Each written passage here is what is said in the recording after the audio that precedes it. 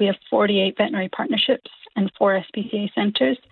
And really what we will be able to do with this funding is expand the system. So all the infrastructure, all the processes are already there, but it can be rapidly scaled up due to this funding. Is desexing the right solution for the animals and the public? As we said, it is part of the solution, but it is not the only piece of the puzzle. And what is urgently needed in addition is, for one thing, that the funding is not a one-off. We need ongoing funding to address this issue because it has become quite out of control. But we also need law change to support this. So the Dog Control Act is 30 years old. Our Code of Welfare for Dogs is over 15 years old. These desperately need reform to bring them in line and to support better enforcement and compliance. So it is way out of date, isn't it? What sort of things would you like to see? There are many things. So this is really being overdue, a massive substantive review. But what's important is that this review is careful, that it's evidence-based, because we may not get another opportunity to update it for another 30 years. So we need to get it right. So some of the things we'd like to see is standardised national guidelines for councils on actions to take following a dog bite. So right now across the country, every council's been left to themselves to come up with what to do. And there really needs to be better guidelines and frameworks for councils to support them. There also needs to be greater powers for councils to desex dogs that they impound. And we also really need to see urgently addressing of breeding. So desexing is great, but we also need legislation to address irresponsible breeding. And in New Zealand, unlike many other countries, we just don't have that. That's incredible, isn't it? So this program, when it starts, in April? Yes. What sort of success do you think you will have? Are there any sort of figures, estimates as to how many puppies you'll save?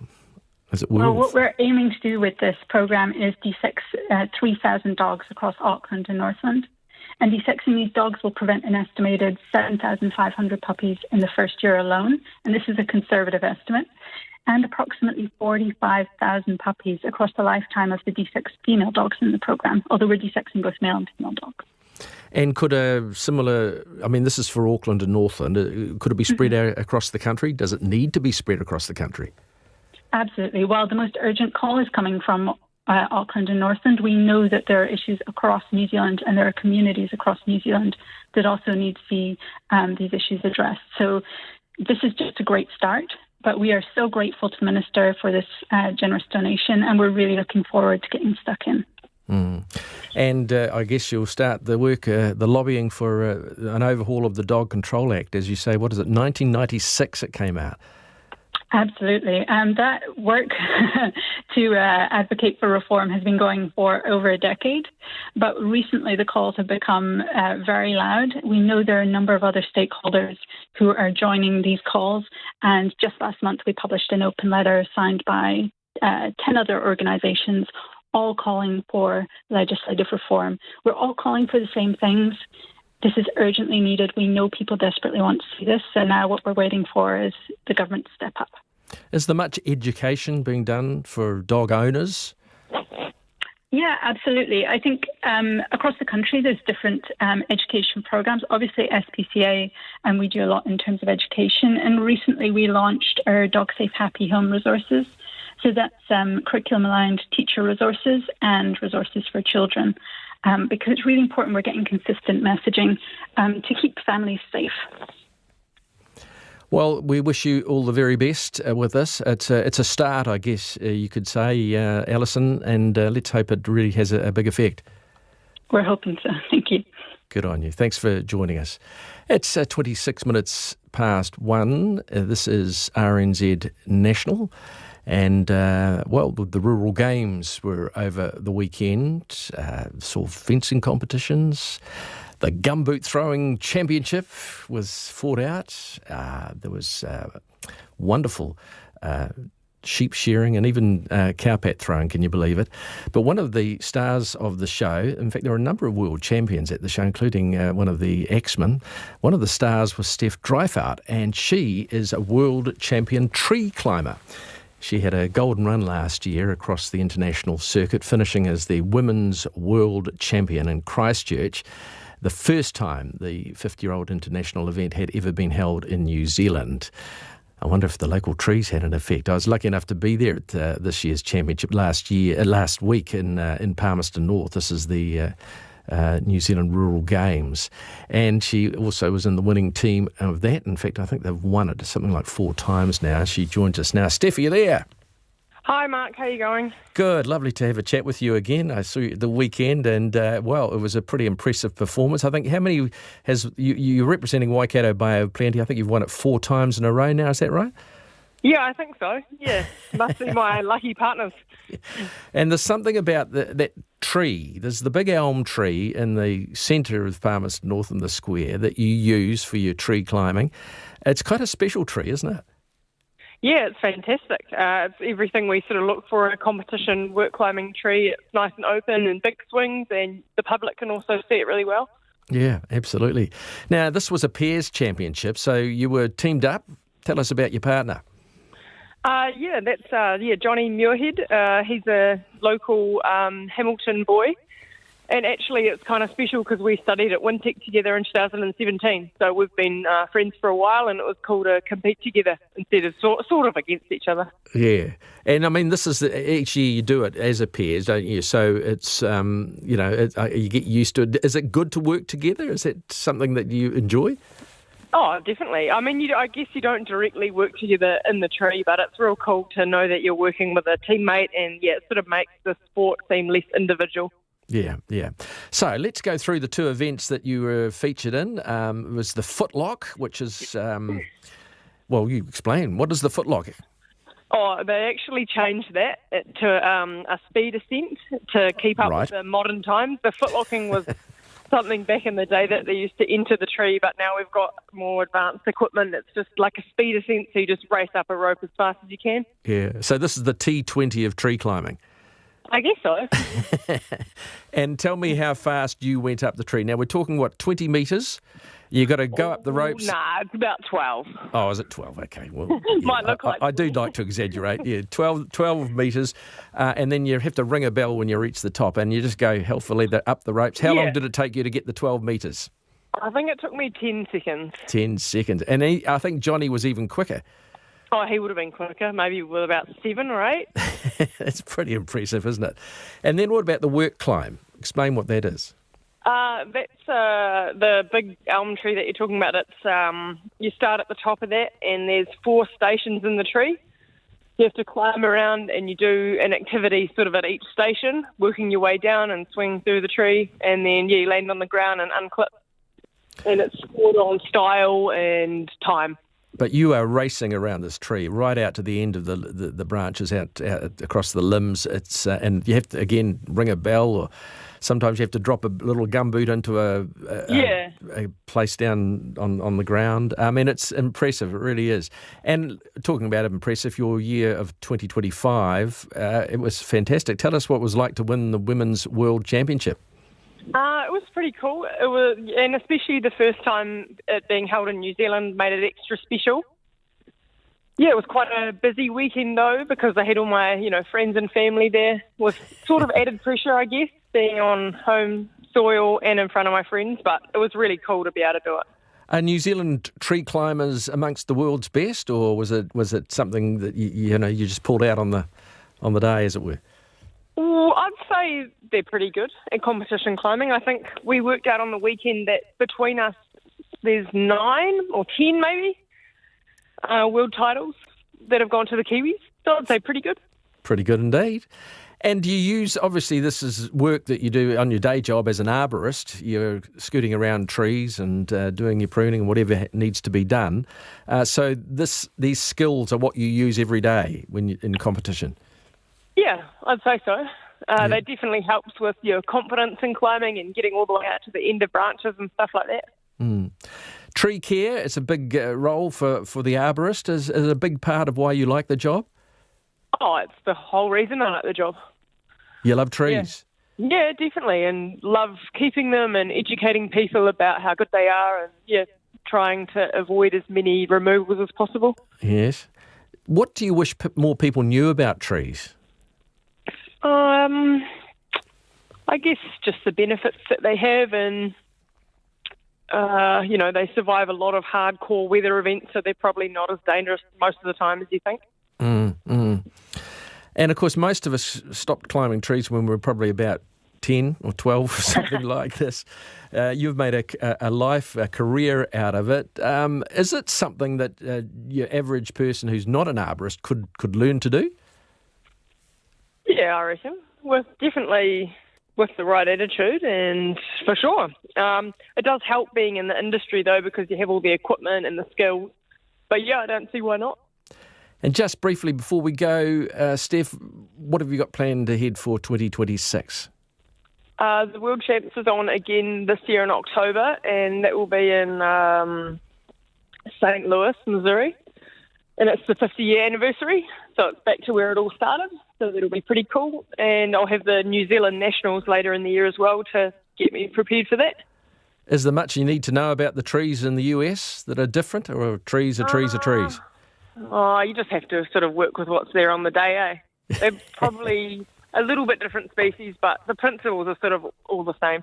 Good on you. Hey, well, good luck with that, the international champs in October, the world champs. We wish you all the very best. I'll let you get back to your trees now. Thanks so much for joining us. Awesome. Thank you very much as well. All right, good on you. Steph Dreyfus there, world champion tree climber, going for a repeat in October. It is 27 before 2. It's time for headlines. Here's Evie. Kia ora, Mark. Some Auckland ride-sharing drivers say rising fuel prices are costing them more than $100 extra a week. The government says a huge amount of work is going on to address the risks of rapidly decentralising how hospitals and healthcare are run. A body has been recovered from Lake Manapodi by police searching for a man who fell overboard last week. And there's been a serious crash on the Cadrona ski field road with a helicopter sent to the scene. Those are the headlines on RNZ National. Our next news and weather's at 2. Every big news story has an even bigger backstory. And I'm going to give it to you if you hold your breath just for a moment. I can smell the uranium on it as you lean towards it. Context takes today's headlines and asks how history can explain it. That doesn't give him much time to run up to an election, Prime Minister. Doesn't give my opponents much time, does it? Join me, Guy and Espiner. And me, Corin Dan, as we look at the story behind today's headlines. Listen on RNZ National, Sundays at 5 p.m. or online at rnz.co.nz. RNZ National, it's afternoons with Mark Leishman in for Jesse Mulligan at 26 to 2 now. And coming, of course, we've got the soundbite, and we'll be starting our Link 3 in this hour. But right now, well, it's getting all exotic, and Aitutaki is a beautiful part of the world, pristine jewel in the crown of Rarotonga, the Cook Islands, and home to about 2,000 people. But they do have a few visitors, something like 40,000 tourists visit annually, and it is a premium visit. It's a wonderful place to go. It's also home to a lot of rubbish, which, according to our next guest, wasn't being dealt with properly. So he came up with a way to help. His name is Garth Faulkner, and he joins me now to explain. Kia ora, Garth. Welcome to the program. Kia ora, Mark. Thank you for having us. Are you in Wanaka, or are you still in Aitutaki? I wish I was in Aitutaki. No, I'm up here in Auckland, actually, in Takapuna. We've got studios in both Takapuna and Wanaka. So I'm pretty fortunate I get to enjoy both lovely spots. Yeah, it's beautiful. I was in Wanaka just a couple of 10 days ago, actually, for a wedding, and it was just magnificent. It was great. Now, listen, Garth, tell us how you got involved with the Cook Islands. Yeah, it's quite a good story, and it ends up talking about waste, which often isn't the most attractive thing to talk about, but it's a critical element to making social and environmental change. We originally collaborated with a Cook Island architect, the late Romani Katoa, and we won an international tender to do the first town plan of Avarua, the capital of the Cook Islands on the main island, which is Rarotonga. And they hadn't had a town plan, so the arrangement of all the facilities and the roading, that was pretty much piecemeal, and it was very susceptible to coastal inundation through cyclones. So we did a town plan that fundamentally addressed that high risk to climate change. And the government, at the end of that process, this is back in 2018, said, crikey, we've got some issues in Atataki, which is the most visited tourist destination in the Cook Islands, about 200 kilometres directly north, much smaller island. As it might know, it's ringed by this lovely lagoon, and it's got several sort of islands. And they're really suffering from over-tourism. And could you come over and have a look at it and recommend what we do with it? So we Romani and ourselves went over and said, well, look, you really need what they call a spatial plan, which is an overall plan, which holistically looks at the island's infrastructure, its functions, its facilities, its features, deals with the issues in an integrated way. It's a small island and it's very fragile. And as you noted, there are a number of tourists coming over, and that number's increasing. And typically what's happening is the visitors are coming over and they're leaving their waste, their water bottles, their glass wine bottles, their packaging, etc. And on a fragile small island, there's only so much capacity for that. So that was really coming to a head. So we worked with the community, spent about 6 or 8 months putting the spatial plan together. It was enthusiastically adopted. We went out to all the little villages and that and met with all various people and that. Got a whole range of views and put it together, and it was adopted by the Island Council and the government. Well, kia ora, good afternoon, everyone. Look, it's great to be back after a 3-day trip to the Pacific, and good to be back here in Wellington. This morning I received a briefing from the ministers and the officials on our situation in the Middle East. The extent of the impact and the conflict on our economy will depend on its duration and intensity, obviously. We're already seeing higher petrol prices, and it's understandable that Kiwis will be concerned about the pressure on their household budgets. And as of fuel stocks updated yesterday, New Zealand has sufficient fuel supplies. But I do want to be straight with New Zealanders. Things could get worse before they actually get better. And a responsible government, we need to take a prudent response and be very prepared. Shortly after the conflict began and it became apparent that supply chains and fuel supplies would be disrupted, we set up immediately a ministerial oversight group led by Nicola to closely monitor the situation and to ensure that our responses keep up with what is a constantly unfolding set of developments.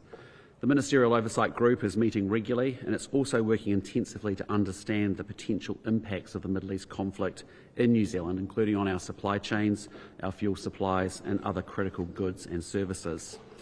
Like all New Zealanders, we hope that the conflict is ending quickly, but hope is not a plan, and so we are preparing for the worst-case scenario where the conflict is prolonged. We are approaching this really in 3 ways. The first is through our diplomatic strategy, which means talking to our partners overseas about how we can work together to ensure that we continue to secure the fuel that we need to keep New Zealand powering.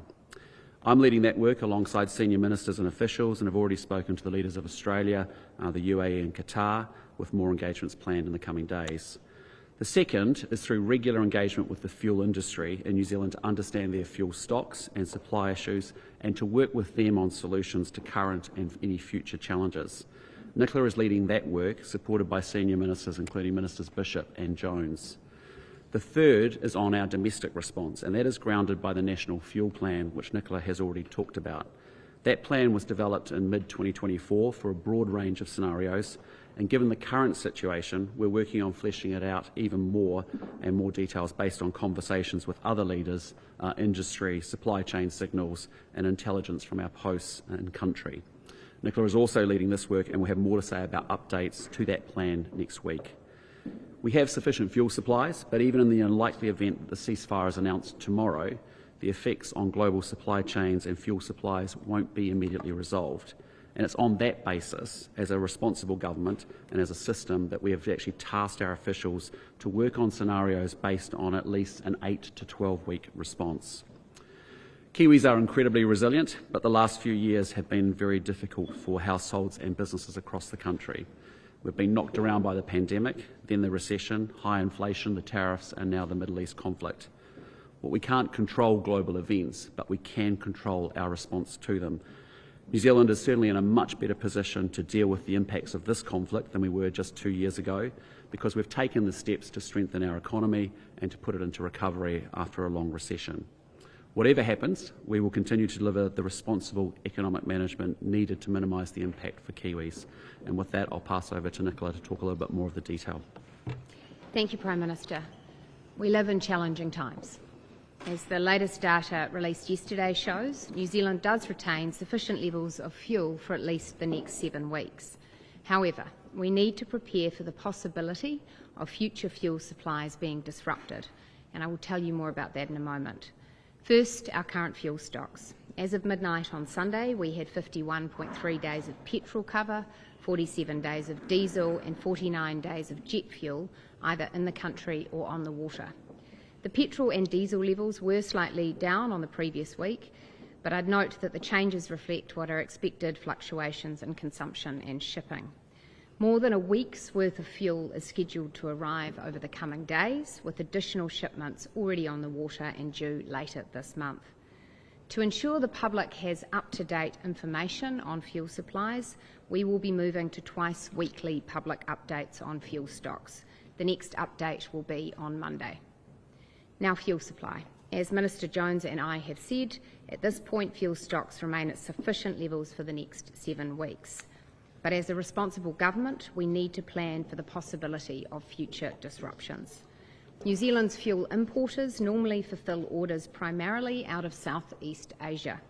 About 51% of our fuel typically comes from South Korea and 31% from Singapore. However, we know these nations are currently facing challenges getting the feedstock to make refined product, that is crude oil, that they need to produce petrol, diesel and jet fuel. The challenges their refineries are facing in getting fuel stock mean that we can anticipate that in the future they may be producing less fuel for the global market, which will make it more challenging for our fuel importers to access supplies. As a result, the government is focusing on 3 strands of activity to prepare for that. The first, as the Prime Minister said, is working through our diplomatic channels to understand where alternative fuel stocks will emerge from and ensuring we can access those, particularly as it comes to refined products. The second strand of activity is working very closely with fuel companies to identify possible other sources of fuel. This includes work on initiatives such as anticipating changes to fuel specifications, which could increase the range of options they have for where they source refined products. Tomorrow, I will meet with the fuel importers. The group of fuel importers is already meeting daily with officials and includes New Zealand's 5 key importers. They are Z Energy, BP, Mobil, Timaru Oil Services Limited and Gull. In our considerations, we are also being very careful to think about petrol, diesel and jet fuel as separate products because they serve very different parts of the economy, have been impacted by this crisis in different ways and are likely to require different responses. The third area of focus for the government is considering a world in which disruptions to fuel orders are such that domestic prioritisation measures may be required. This is, of course, envisaged in the fuel plan we have already published. We are now working closely with the industry on the steps that we will take at each phase of the plan, and I will be updating you on that work next week. As you would expect, the government is also working with the wider business sector. Why? Because business continuity is essential to jobs and incomes, which will be vital over these coming months. I'm also conscious, of course, that the increasing price at the pump is already putting pressure on many families.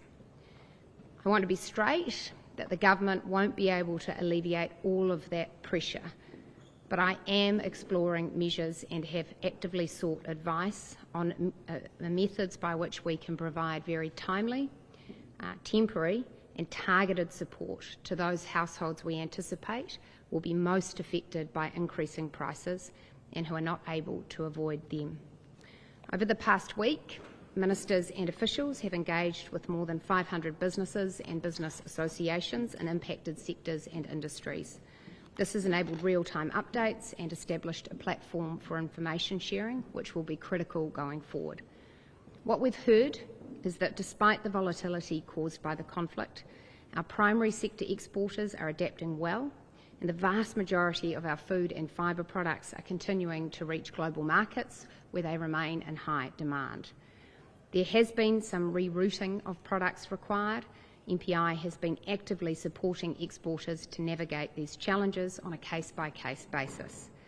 We are also continuing to monitor critical areas, including fertiliser supply, packaging, freight logistics and cool store capacity, and we will continue to do so. We're happy to answer your questions.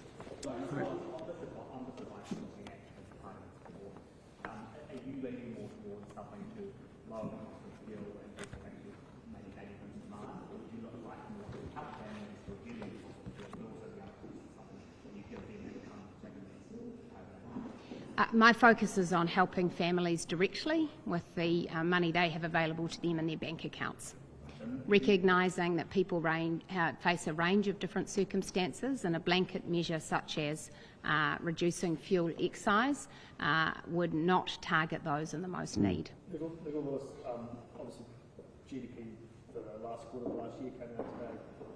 Numbers were lower than expected. Is it disappointing that the economic recovery and really taken off, and now it's going to be obviously more challenged on the back of all this? Well, of course, there were a range of estimates of what growth occurred in the final quarter. I was pleased to see that we had a confirmation that growth has now continued for 3 quarters running. And what that does tell us is that we enter this period in a stronger position than would have been the case a year ago, in that inflation is at more stable levels, growth has revived, and we still have a very low interest rate environment. It is the case that in the GDP data you can see across a range of industries we've seen expansion, growth and activity, and that is positive news, but I'll just be frank, that's very backward-looking data. We are now in a new world. Guys, we'll go Jenna. We'll get to everybody, I promise you. Jenna? The tourism industry bouncing back was a key driver in the growth we saw. How concerned are you that this won't be sustained? Initially we haven't actually seen a material impact on tourism just yet. Obviously there's a lot of routing through the Middle East, particularly from European visitors. At this point we haven't, when we've talked to tourism stakeholders, we haven't actually seen too much impact on that yet. Obviously that's something that we've got to monitor going forward. It's not just the routing of flights, right? Jet fuel goes Sure, it becomes very expensive. Air connectivity becomes very expensive, as you've seen airlines all around the world dealing with rising jet fuel prices. But New Zealand's had a very good recovery in tourism. We've had and different markets have actually contributed to that. But no, fully acknowledged for airlines and aviation, it's a very difficult time. The tone of this today feels a lot less chill and calm, I guess, than it has been previously. A lot more alarming, in fact, and I think people listening to it will probably sense that too. How concerned should people be that the things you are preparing for will actually become a reality? I think what we've seen in just even the past few days is growing certainty that what we are looking at is not only a conflict that could be prolonged, but also supply chain impacts that could continue beyond the cessation of that conflict. And what we're seeking to do is to reassure New Zealanders that we're not just sitting back and saying, well, the fuel supplies are fine now. They are fine now. That remains exactly the same message as it was earlier in the week.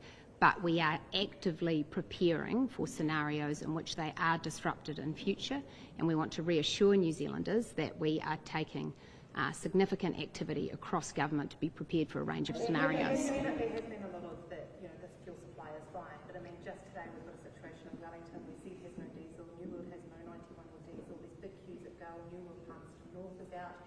People will hear you say, we've got no problem when it comes to supply, and go to the petrol station and you're told there's no fuel. Yeah, look, I understand that, and what that reflects is, of course, that distribution to individual stations and regionally sits with those individual fuel companies. What they can assure you and what I'm assuring you is that they have sufficient supplies in the country to replenish their stocks in petrol stations. So they will be able to do that. But when people are buying more petrol, then they go through more at the petrol station than is normally the case. They are working to ensure that their logistics, their distribution is working as effectively as possible. Joe, just say, I think what we've seen is actually very good behaviour from New Zealanders in the sense of we haven't seen massive stockpiling and going across the country. We might have it in localised places, but I think New Zealanders have actually been very good, and we are reassuring New Zealanders that we have the supplies. But the big shift, and you quite rightly to identify we are shifting, is we're saying, look, our assessment of this situation, this conflict, is that it could go on for a period of time. It might even be well resolved within a week or so, and that would be fantastic if there's a ceasefire, but there is still a number of consequences that will flow through. So I want our system to be very, very focused in 8 to 12 week window about our responses. We may never need them, but we may well need them, and we're actually wanting to be really thoughtful about that now rather than dealing with that in 8 to 12 weeks' time. Is there a world where they start to actually say, put up signs or actually monitor at the petrol station whether people are turning up and filling 20 cans or whatever and actually trying to address the demand and kind of pull back in that way to solve the problem? Right now, the conversations I've had with them are clear that they have enough supply in the country to be confident that they can continue to replenish petrol stations, and that they're also confident they have enough supply on the water arriving to replenish the stock that they have. In fact, it is the case that there's actually limits to the storage capacity they have in the country, and that capacity is currently being used. So they are confident that with supply as it currently is, they can continue to serve New Zealanders. On the target. Sorry guys, hang on guys. Sorry, Tom. Sorry, we'll go to Janae and then come to it. Can you give us a sense of how much more fuel could come into New Zealand if two things? One, the fuel specification rules are changed, and two, we can import fuel from India if we change the sanction regime against Russia? Yeah, look, I mean, I'll take the last one, Nicola can take the first one, but, we don't see at this stage any change to our sanctions policy on Russian fuel in particular. We've actually, as you know, over the last 6 months, we've looked at that. We've had we're very confident in our supply chain around that because most of our source comes out of South Korea and Singapore, as you know. But what Nicola and I are thinking about in the next 8 to 12 weeks is you could get to a situation where the Singaporean and South Korean refineries are struggling to access their crude sources. And by the time they access that out of the US, that could take some time, that could have some impacts. Now, we all hope that that doesn't happen, but actually we've got out of the blocks early on this. We've been thinking about this for 10 days. Many other countries, frankly, are scrambling and are still catching up with it. I think we're well positioned with respect to supplies relative to other countries as well. But we've got to start to think about that scenario. But at this stage, I just say our sanctions regime against Russian oil and what's happening there with respect to the conflict in Ukraine, we're very confident we can continue to meet those obligations. On fuel specifications, so at the moment, of course, New Zealand imports fuels according to our own domestic specifications. What we are working with fuel importers on is to say, if you weren't able to source refined products from your usual sources, how many more options would be on the table if we relax some specifications, and which specifications would you like to relax? There is a bit of a chicken and egg issue, which is that they can't give us complete clarity on that until they know what alternative sources of supply might be available, which is why it's important we work very closely together, why we are meeting daily. And I can share with you that the Cabinet does have a stance that if relaxing fuel specifications is required to secure fuel security, then that is something that we will be prepared to act on. Let's try to go to Jamie. Yep. Two things. What is your initial sense of how much more fuel that might be able to bring in? Like, is there a major lever that can be pulled? And on Russian sanctions, why wouldn't we review those sanctions now to get fuel from India, which I understand is where a lot of Russia... Well, the first issue we're saying out of our Singaporean and South Korean refineries, when we've had conversations with them, they don't have an issue with respect to the supply coming in at this point in time. What Nicola and I are foreshadowing is they could in the future, and that is something that we'll need to be starting to think about ahead of time. But just for now, I just don't want to get into a hypothetical about that because there's a lot of other sources of where crude could come from for those refineries, and ultimately that'll be their decisions. We'll cross that bridge when we get there, but all I'm highlighting to you is relative to other countries, you should be pretty confident in our current position that we feel very comfortable with where we are on Russian sanctions. But again, we have to think about a world where maybe Singapore and South Korea may not be able to get access to that crude, and then that will be a different set of conversations at that time. Yeah, there's two separate issues. There's crude oil, which New Zealand doesn't import, and there's refined products. The focus that we have is on the specifications for refined products. What we've heard from fuel importers is that as they look ahead, they think there could be particular advantage in us having some alignment with Australia, because where people are choosing to send shipments to this area of the world, being able to bulk order across New Zealand and Australia could be useful. We can also anticipate that other countries in the world, the US and others, have different specifications, and if we were able to access fuel from their refineries, that may be helpful in the future, but fuel importers can't tell us at this stage what those volumes could look like or whether those are options they would need to exercise. That's why we're meeting with them daily, because this is a fluid situation, it is changing. Our stance has been to say to fuel importers, if there are barriers in the way that we at a regulatory level can address to ensure New Zealand's fuel security, we stand ready to act. On the target, so I'll go to Jamie. On the targeted measures, is working for families the main mechanism that you're looking at, and how soon are we going to see some action in that space? Because that's been the main criticism coming from the opposition, that you aren't moving quickly enough. We're moving very quickly. I have already instructed the Inland Revenue Department to work on some options together with Treasury, and I can confirm that we're looking at the tax and transfer system. And what I just say, sorry, can I just ask on Jamie on that, because I think it's very important. I mean, we came out of the Royal Commission of Inquiry on the COVID response literally just 2 weeks ago, and as we said at the time, there are some very good learnings from that report and also the Treasury report. And so Nicola has been right in the last 10 days, as she's already kicked off that stream of work, to be very clear about the criteria by which we would be wanting to bring measures to the New Zealand people. And first and foremost, we'd want to have measures that have a minimal impact on driving up inflation, obviously. The second thing very strongly is to make sure that we keep coherence in our fiscal strategy, our financial strategy and our books, because that is important, because actually that's what we should be doing responsibly, because there will be increasing volatility in the global environment.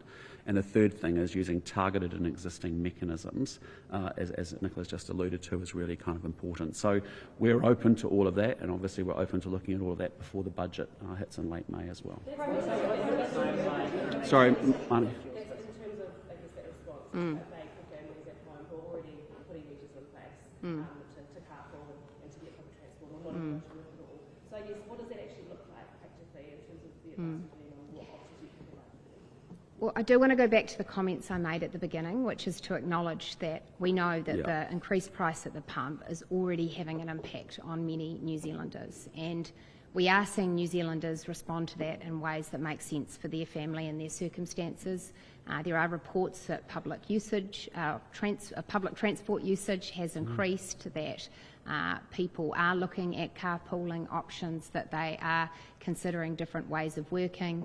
I've heard reports that employers are being flexible about their working requirements with their employees. And I just want to be clear that I will expect that to continue, even when the government has delivered support, because the reality, as I set out at the beginning, is we can't control the global oil price, and it is likely that petrol price increases will continue. What we are focused on is ensuring that we are able to give timely and effective support to those families who are most impacted, but we have to be careful not to raise an expectation that we will be able to blunt all of the pain that is occurring for people across the world because of the conflict in the Middle East. So Jenna? How temporary is it, like any support likely to be? Because if we're talking about fuel prices being an ongoing issue, how long are you going to be able to use that tax and transfer system? Is it a permanent increase in working for families you're looking at, or something more specifically temporary? Well, it depends on the duration of the conflict and the impacts that are being felt here at home, obviously. But what we're signalling is what we found last time through the COVID response, with a cash bazooka fired around that wasn't well targeted, that wasn't necessarily timely, and it also wasn't actually temporary in nature. That ended up causing a huge amount of short-term gain for long-term pain, is essentially what we've been dealing with.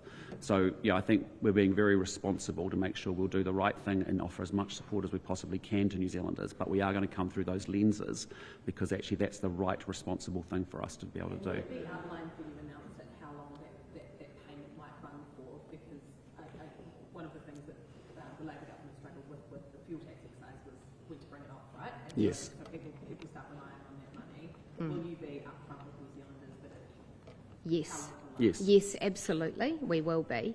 And I just want to be clear that until Cabinet have taken decisions on these matters, it's not appropriate for me to get ahead of those decisions. But we mean what we say, which is support needs to be timely.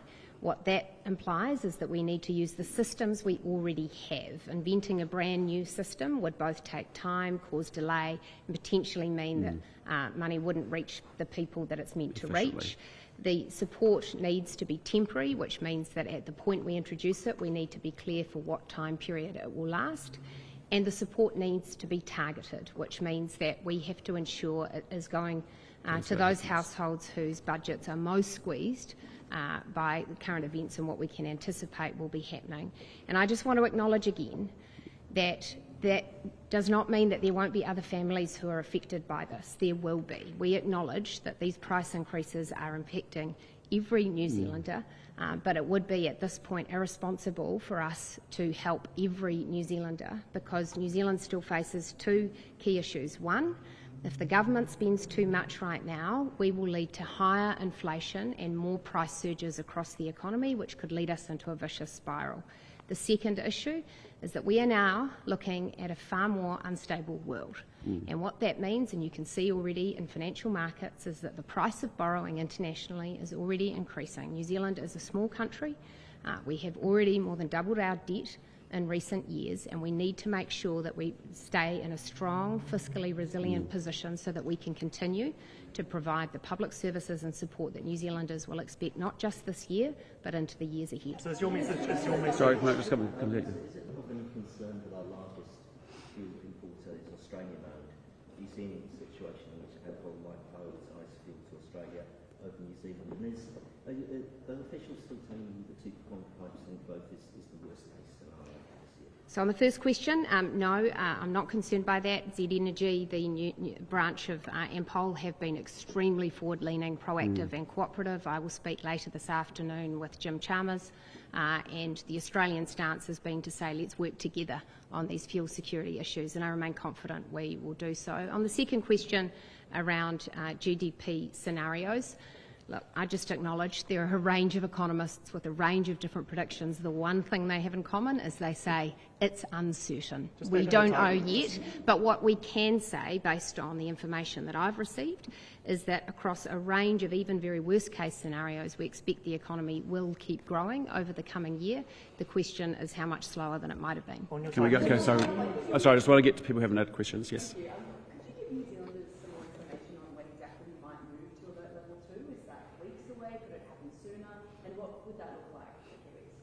Look, I appreciate people want an update on that, and we will give you a full update on that next week, which is to say that we do not think that is required at this stage, and that reflects the fact that we currently have 7 weeks of fuel available in the country. We currently have fuel security. We are working with fuel importers, though, to understand at what point additional domestic measures may be needed, and we will be updating New Zealanders on that. On your target, just on that, what mitigations there domestically do you see as realistic? Obviously there's a lot of talk in there about specific retail places where people could buy fuel, that sort of thing. What do you think is specific? Well, the key thing to do is to make sure that we can prioritise fuel to the areas that are most vital to keeping jobs, incomes and our economy going. So that's why I outlined at the beginning that we need to think about petrol, but also diesel and also jet fuel. And so the key thing will be making sure that we can prioritise the delivery of freight, the operation of primary and manufacturing industries to ensure that health services, which rely on both petrol-charged and diesel-charged vehicles, can continue to operate. So prioritisation is a key focus, but we, as I say, are working with fuel companies to understand what else might be helpful if we move to a situation where there is fuel import disruption. And I want to clarify again, we haven't yet reached a situation where there is fuel import disruption. We are anticipating a situation in which that could occur and making sure we're prepared for it. What I think is really important is that the government not go and write a plan in a room by itself, because the reality of any plan is for it to work, you will need your actual petrol stations, your fuel importing companies, 100% behind it, helping make it work. And that's why, out of respect for making sure that whatever we do is practical and achievable, I want to work closely with the fuel importing companies over the coming days before we make any announcements. Yeah, sorry, follow up and then we'll go to Joe. On those companies, have they given you any predictions on what fuel prices could be like over the coming weeks? Well, as with the previous question, there are a lot of predictions, but the sad reality is that with the global oil price having gone up almost 50%, we have already seen domestic fuel prices for petrol rise more than 20%, diesel up more like 45%, and we have legitimate reasons to expect it will go higher. Okay, we'll go to Joe and then come to the targeting point you were making before, Nicola. You acknowledged yourself on Morning Report yesterday that middle-income New Zealanders will be feeling the pain just as much as, well, not as much, but obviously still be part of that group as well as vulnerable New Zealanders. So are you ruling out with the comments that you've made today that you're going to be able to provide support to middle-income New Zealanders, and that when you say targeted, it is very much going to be the group of people who are struggling more than that? Well, no, what I've been really clear about is the first thing we can do to protect middle-income New Zealanders, indeed all New Zealanders, is ensure we have fuel security. Because the thing that would impact all of us more than anything else is if that fuel security is interrupted. That's why that is the focus of our plan. And then the second piece that I've articulated and articulate again today is that I'm very focused on working people who I know in many cases, in order to do their job each day, have no choice but to drive to work. On Monday, you said sorry, we've got Thomas. I'll come back to you, Jamie. Yep.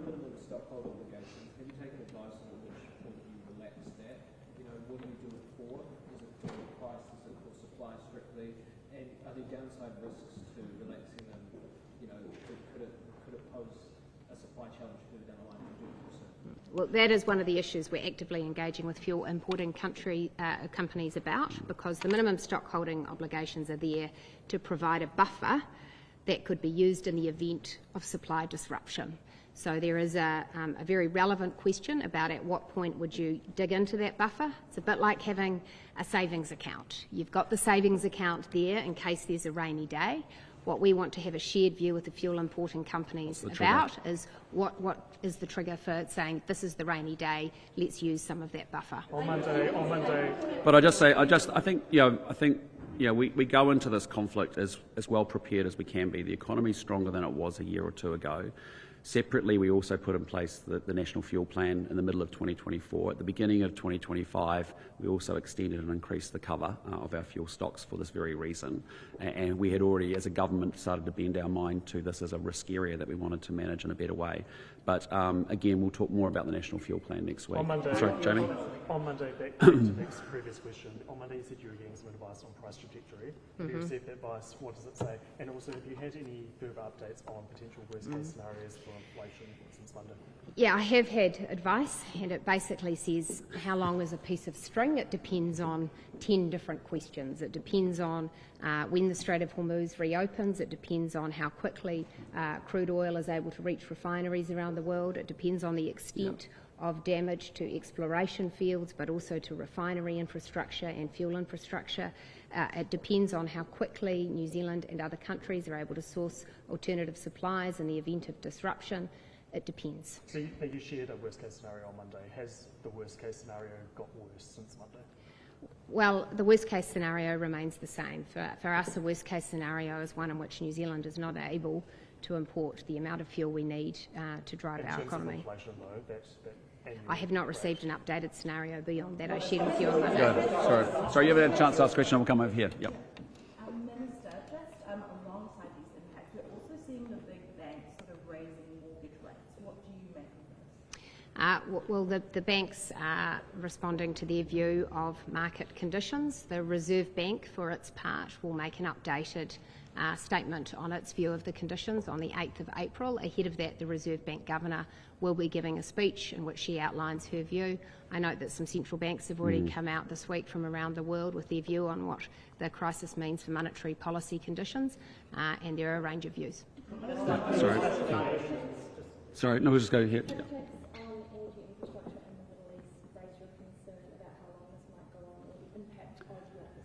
Yeah, look, I mean, over the last week I've spoken to the Emir of Qatar, I've spoken to MBZ, the ruler of UAE, I've obviously had a series of conversations with Anthony Albanese, and we've been working at a ministerial level. We've had Simon Watts in Tokyo over the weekend, meeting with energy ministers as well. Look, our assessment is, even if there was a ceasefire tomorrow, it just takes a while for the system to revert back to normalcy, and that could be, and that's why we're having a shift. And Joe's right, we're having a shift today because we want New Zealanders to understand you can be reassured that New Zealand is well positioned with respect to fuel supplies. Those are decisions that we took over the last year and a half, and I think they stand us in good stead. But we're also wanting to make sure that our system is right on its toes, and it is thinking ahead and actually preparing for the worst, hoping that it never has to happen. But we want our teams and our officials and our ministers really, and the industries really thinking about what's happening in the next 8 to 12 weeks. And so, what we've seen, as you've seen with attacks on gas fields in Iran and also in Qatar today, obviously, some of that can work through the system quite quickly, but there's no doubt about it. This is a conflict that we cannot control, and every day it's changing. But the only thing that we can control is their response to it, and that's why we've got out ahead of it early, and that's why we're going to continue to make sure we're ahead of it. Sorry. No, it's just an assessment in conversations that I've had with many leaders, and our own assessment from our own team is that this could be a protracted conflict, but it's also understanding the second and third order implications of the conflict and actually the blowback that has on our economy and certainly on New Zealanders who are doing it tough. And so that's what we've got our mind around. So and I know it's I could hypothesise on a whole bunch of things about the conflict, but the point is actually we can't control that. Let's be honest about it. We're not a central player. We weren't party to these strikes. We're not party to information around it. What's important for us is we all hope that it gets to an end. We want people acting in consistency with humanitarian law. We want civilians protected. We want a resolution as fast as possible. That's great. That's what our position is on the conflict. But what we have to control is our response to it, and that's what we're doing today. Sorry, stop, guys. There was someone. Mark, you're going to ask a question. Sorry. The fuel specifications. That's obviously something with a long lead time. Like you say, the fuel importers won't know who to talk to or where they can get fuel until they actually see the changes that have been made. No, it's the other way around. They know who to talk to, but first they need to understand, have they actually had a disruption in their fuel orders? At this point, they haven't. Then, if they know they have had disruption, they need to then understand what are the alternative sources of supply that make sense. And so they first need to know that before they can be very specific with us about what specific changes may be required to fuel specifications.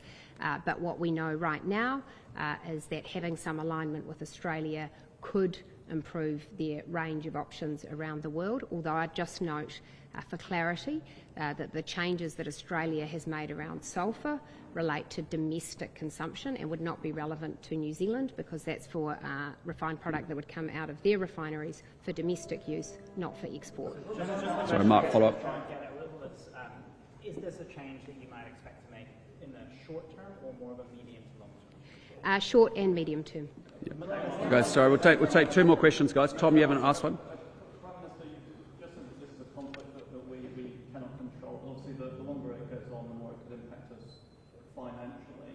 What is New Zealand's current position on the United States, and what would you say to Donald Trump? Well, look, I mean, our message is pretty clear. We want this conflict to be managed within respect of protection of civilians. We want to make sure that everyone's compliant with international law, particularly international humanitarian law. And we want to make sure the indiscriminate attacks from Iran on players in the region stops, particularly the targeting of civilians. And we want to make sure that there's a negotiated resolution as quickly as possible. As I've said to you, we weren't party to these strikes. We are not central in the region as a player. We're not central to this conflict. We deal with the consequences of it, as do 194 95 other countries around the world, all wrestling with the same questions and challenges that we are wrestling here in New Zealand. I'm proud of the fact that we started from day one, 10 days ago or so, and putting our team in place and getting ahead of it. We're now just saying to you, we should be reassured around the fuel supply. That's a good position to be in for right now. But we also have to think about this thing could drag on for longer, and the consequences, even if it was wrapped up tomorrow, would actually still be with us for some time. Sorry? Would you personally like to see a ceasefire? Well, we want to see a resolution of this conflict as quickly as possible because it's incredibly destabilising for the world. It's clearly, one of the most significant oil shocks we've had in history. Again, all I can say is that we can't control the conflict, but we can control our response to it. And I think that's what the New Zealand people would expect me and Nicola to be doing. And that's what we are.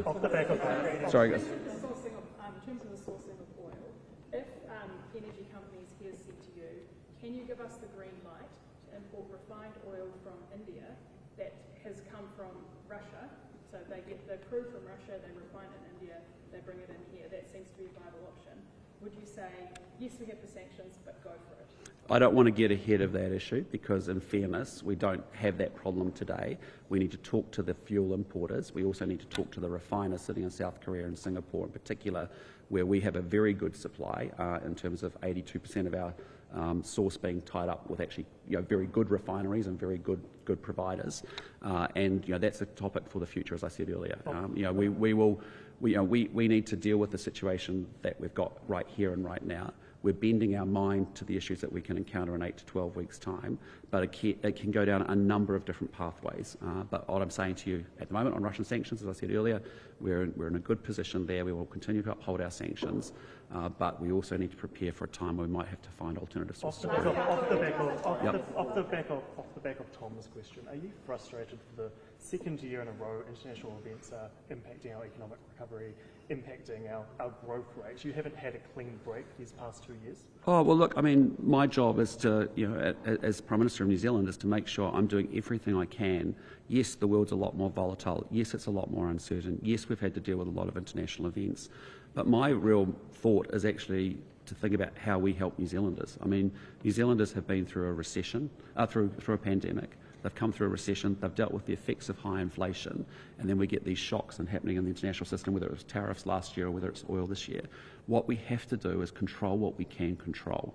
And that's what I think I'm very keen on, and the learnings from the Royal Commission of Inquiry around pandemic response is that it's really important that we are very thoughtful about that, we're very considered, we're very prudent about that, and I think that's what the New Zealanders expect us to do. But I'm very conscious it's been a very difficult time for New Zealanders. It's not about how we feel about it. We have to manage the situation that we have to the very best of our ability for the benefit of New Zealanders, and that's what our single focus is. Okay, last question. Henry has been trying for a Okay, while. Henry and then Joe, and then we're done. Okay. On eligibility, are you envisioning that you have to have kids to be eligible for the support? Look, I'm not going to go into more detail ahead of Cabinet having taken decisions. Joe, last question. Two topics that are not related to fuel. Mark Brown is in the country. Did the Cook Islands reach out to your office for a meeting at all, and how are you feeling about that relationship? We've still got ongoing conversation with our officials. I'm confident we'll get to a good place in the end. We've made some good progress recently, but I'm going to let our officials continue that progress. Not that I'm aware of, but Mark and I have spoken in the past when we've been together at PIF about how we want to handle it going forward, and that's really much about our officials continuing to make sure there's good understanding about our expectations from each other. Can I just quickly ask, obviously the Chinese embassy has put out some remarks about the meeting that Mr Peters and Ms Collins had over in Australia, in Canberra, the defence meeting. They have accused New Zealand and Australia of bias, misinformation, inexplicable colonial style arrogance. What's your response to that? Well, look, I mean, as I've said before, we want to make sure that the Australian and New Zealand Defence Forces are completely interoperable with each other. We've already, in the last 6-9 months, we've got New Zealand pilots flying Australian kit. We've got Australian pilots flying New Zealand planes. That's because we've got the same seamless sort of interoperability between our two systems. With respect to China, we've got a long-standing relationship with China, which we're incredibly proud about. We've built over 50 years. But as I've been consistent from day one, we collaborate where we can and we differ where we must, and we'll continue to do so. Damaging to the relationship, though, by calling their behaviour in the South China Sea unsafe and unlawful? I don't think so, no. Do you have any comment to make on what happened to your electorate office? Look, again, that's an issue for police. I've been very focused on what I'm dealing with, here, which is making sure that we get a good response to this conflict, and we set New Zealanders up for as best, as best we possibly can. Okay, team. Thanks so much. Appreciate your time. Thank you.